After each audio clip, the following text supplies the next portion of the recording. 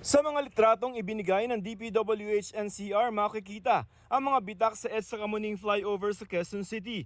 Kailangan na itong kumpunihin para sa kaligtasan kaya isasara ang southbound lane ng flyover mula May 1 hanggang October 25, 2024. I-demolish natin yung taas, sir, tapos papalitan natin ng bago.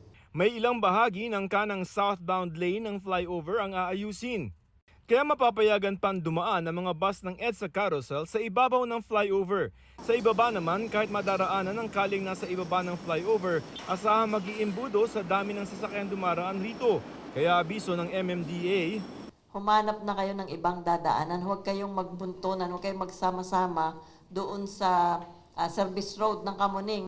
para makaiwas kung galing sa bahagi ng Caloocan o Bulacan, pwedeng kumana na sa Panay Avenue o sa Mother Ignacia para lusot sa 11th Jamboree papuntang Kamuning palabas ng EDSA.